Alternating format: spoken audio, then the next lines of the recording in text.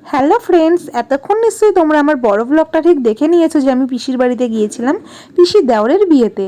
তো যারা যারা দেখোনি চটপট আমার চ্যানেলে গিয়ে বড় ব্লগটা কিন্তু অবশ্যই দেখে নিও। তো নিশ্চয়ই দেখেছিলে যে আমরা বেরিয়ে পড়েছিলাম, একটা ক্যাব বুক করেছিলাম আর কি।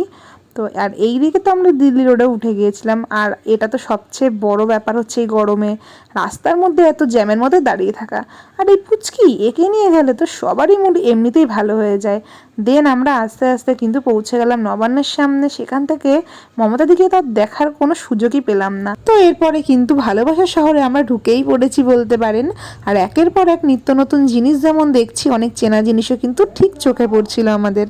দেন অনেকটা জার্নি করে চলে আসি আমরা পিসিবাড়ির সামনে।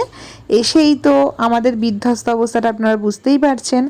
দেন সব জিনিসপত্র নিয়ে আমরা পিসিবাড়িতে চলে যাই আর গিয়ে খেয়ে নিই ঠান্ডা ঠান্ডা গ্লুকন ডি।